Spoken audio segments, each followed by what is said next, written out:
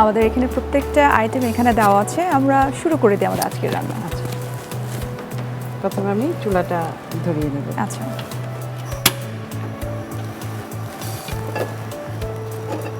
প্রথমে আমি চুলাটা ধরিয়ে নিলাম এবং ফ্রাই প্যানটা গরম হলে আমি তেলটা দিয়ে দিব। আচ্ছা, আচ্ছা, একটা স্পুন লাগবে।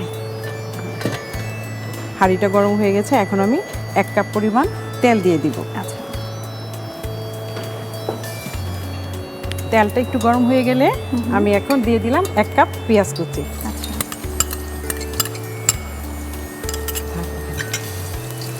পেঁয়াজটা এখন আমি একটু বাদামি করে ভেজে নিব।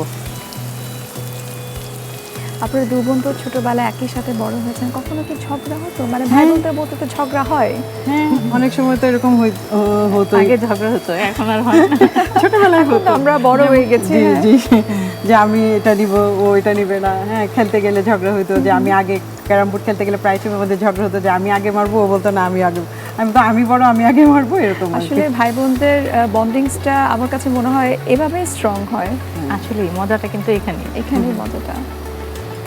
আমার পেঁয়াজটা একটু বাদামি হয়ে গেলে আমি চিকেনটা দিয়ে দিব। আচ্ছা। আর একটু ওয়েট করি, একটু বাদামি হোক। সত্যি কথা বলতে কি, আমি রান্না করতে করতে রাঁধুনি হয়েছে আসলে আমার মেয়ের জন্য। আপনার মেয়ের জন্য? আমার মেয়ে খুব মানে এটা সেটা টিফিনই পছন্দ করতো।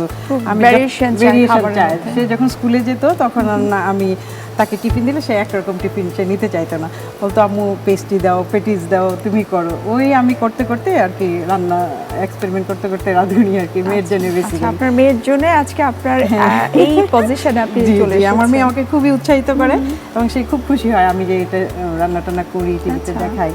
সে এখন পিএইচডি করছে আমেরিকায়। সে নিজেও রান্না করে এখন অনেক কিছু। আসলে প্রত্যেকটা মানুষের সফলতার পিছনে কোনো না কোনো মানুষ কিন্তু থাকে। তো আপনি যেটা বললেন যে আপনার ইন্সপিরেশন থেকে কিন্তু আপনার মেইন ইন্সপিরেশনের কারণে কিন্তু আজকে আপনার এতটুকু আসা। হ্যাঁ। আচ্ছা, আমার পেঁয়াজটা এখন বাদামি হয়ে গেছে, এখন আমি মুরগিটা দিয়ে দিব। মুরগি এখানে 1 কেজি উপরে একটা মুরগি আছে, আমি মাঝারি সাইজের টুকরা করে নিয়েছি। আচ্ছা, এখন মুরগিটা আমি তেল আর পেঁয়াজের মধ্যে দিয়ে একটু নেড়ে নিব। মুরগিটা অল্প একটু ভাজা হওয়ার পরে আমি একে একে সব উপকরণ দিয়ে দিব।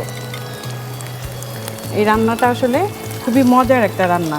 আচ্ছা, অল্প সময়ে খুব সহজে এটা হয়ে যায়। আমি এটাতে কোনো পানি ব্যবহার করব না, শুধু যে উপাদানগুলো আমি নিয়েছি সেইগুলো দিয়ে নাড়বো, নাড়তে নাড়তে আমার রান্নাটা কমপ্লিট হয়ে যাবে। আসলে আমরা কিন্তু সেটাই চাই যে আসলে খুব সাধারণ সাধারণ যেগুলো আমাদের ঘরে থাকে সেগুলো দিয়ে কিভাবে একটু ভ্যারিয়েশন নিয়ে আসা যায় রান্নার মধ্যে। হ্যাঁ, নর্মাল মুরগিটা আমি একটু অন্যরকম করে দিয়ে মশলা সব একসাথে দিয়ে রান্না করে নিব। আচ্ছা, তাহলে এখন আমি যে মুরগিটা আমার অল্প ভাজা হয়ে গেছে, এখন আমি 1 কাপ পরিমাণ টক দই দিয়ে টক দইটা আমি একটু ফেটে নিয়েছি। হ্যাঁ, রান্নার ক্ষেত্রে আসলে টক দই ইউজ করার ক্ষেত্রে মানে একটু ফেটে নিলে সেটা ভালো হয়, ব্লেন্ডিংটা ভালো হয়। হ্যাঁ, ব্লেন্ডিংটা ভালো হয়। আপনি নিশ্চয়ই জানেন টক দই আমাদের শরীরের জন্য কতটুকু উপকারী। এটা কিন্তু আমাদের বডির যে ব্যাড যে ব্যাকটেরিয়া আছে সেগুলোকে মেরে ফেলে এবং গুড ব্যাকটেরিয়া গ্রো করে। জি, খুবই উপকারী।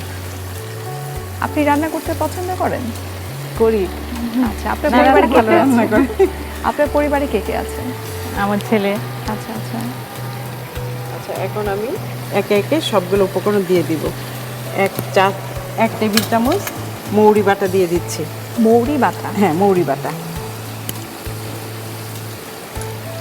আর 1 টেবিল চামচ দিয়ে দিচ্ছি রসুন বাটা। আচ্ছা,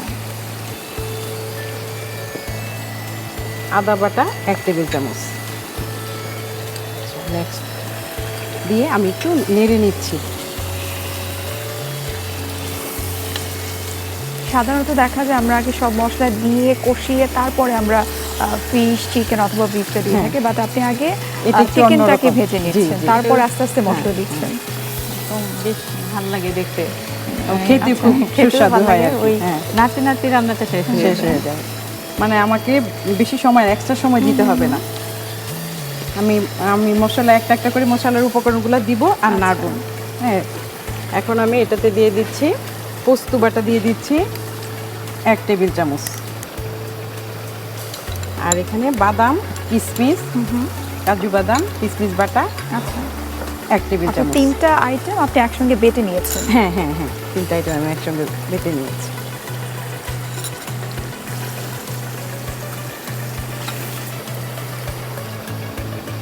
দিয়ে দিব 1 টেবিল চামচ পোস্ত বাটা। আচ্ছা, অর্থাৎ এখানে হরেক রকমের বাদাম কিন্তু থাকছে। হ্যাঁ হ্যাঁ, এটা আমি ডেকোরেশন সময় দিব। তবে একটা বিষয় খেয়াল করতে হবে, এটা আমাদের দর্শকদের জন্য বলে দিচ্ছি, যাদের আসলে হাইপোথাইরয়েডিজম রয়েছে বা হাইপারথাইরয়েডিজম রয়েছে অথবা যাদের কিডনির সমস্যা রয়েছে, তারা কিন্তু এই বাদামটাকে আপনাদেরকে অবশ্যই অ্যাভয়েড করতে হবে। অর্থাৎ পরিবারের জন্য যখন আমরা রান্না করি তখন কিন্তু খেয়াল করতে হবে আসলে কারোর কোনো ডিজিজ আছে কিনা, ফ্যামিলির কোন মেম্বারটার কতটুকু বয়স, সেই অনুযায়ী কিন্তু আমাদের রান্না করা উচিত। সেটা আমাদের করা উচিত এবং আমরা সেটা কারণ করি। সবার স্বাস্থ্যের কথা চিন্তা করতে হবে আমাদের। কিন্তু আজকে যেহেতু আমি একটা ট্রেডিশনাল রান্না দেখাতে আসছি, সেটা একটু সবকিছু দিয়ে একটু মজা করি। মাঝে মধ্যে আসলে এই ক্যালোরিফুল খাবারগুলো খাওয়া হয়ে যায়। আমরা রান্না করছি মজাদার একটা চিকেনের আইটেম, আশা করি এটা আপনাদের খুব পছন্দ হবে, কারণ আমার খুব ভালো লাগছে। এখন আমি আবার বাকি উপকরণগুলো দিয়ে দিচ্ছি। এখন একটু 1 চা চামচ আমি ধনে গুঁড়ো দিয়ে দিলাম, আর 1 চা চামচ দিয়ে দিলাম, কম করে 1 চা চামচ জিরের গুঁড়ো দিয়ে দিলাম, আর লাল মরিচ কিংবা কাশ্মীরি মরিচের গুঁড়া 1 চা চামচ।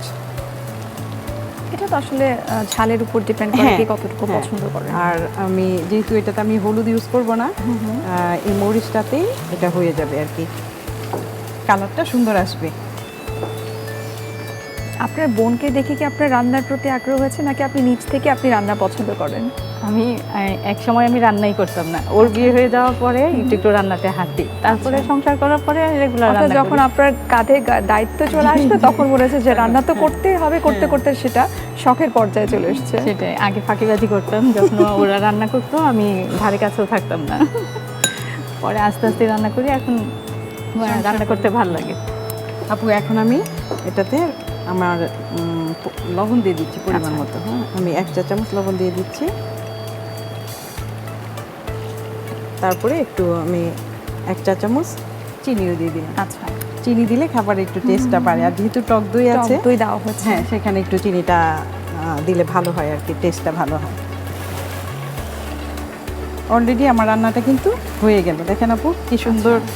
আমি হ্যাঁ, আপনি আসলে শুরুতে যেটা বললেন যে নাড়তে নাড়তে রান্না হয়ে যাবে, এক্স্যাক্টলি তাই হলো। হ্যাঁ, এখন আমি আর 5 মিনিট কুক করব এটা। আচ্ছা, আমি একটু 5 মিনিট দমে রাখতে পারি ঢাকনাটা দিয়ে ঢেকে। এটা কি ঢাকনাটা 5 মিনিটের জন্য আমি এটা একটু চুলার আঁচ কমিয়ে একটু দমে রেখে দিলাম। আমি আবার 5 মিনিট পরে ফিরে আসলাম। এখন আমি এটাতে আলু বুখারাগুলো দিয়ে দিব, খুবই আলু বুখারা দিয়ে দিই, চামচ দিয়ে দেব। এখন আলু বুখারাগুলো দিয়ে দিলাম এবং কাঁচামরিচগুলোও দিয়ে দিব, কাঁচামরিচ ইচ্ছা মতো। আচ্ছা, কারো যদি ইচ্ছে হয় একটু কাঁচামরিচ দিবে, আবার এই কাঁচামরিচ না দিলেও হয়।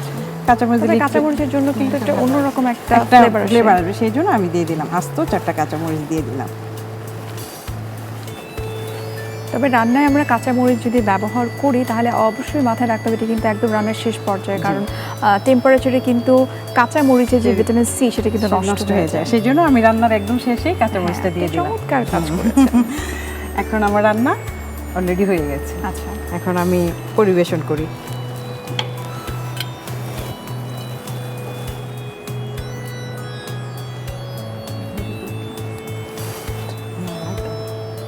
এটা দেখতে আসলে রোস্টের মতোই লাগছে। এই রান্নাটা পোলাও পরোটার সাথে খাওয়া যায়। আচ্ছা, খুবই মজা হয় এবং খুবই চটজলদি হয়ে যায়। শুধু আপনার উপাদানগুলো একসাথে করে নিয়ে রান্নাটা শুরু করলে রান্নাটা হয়ে যায়।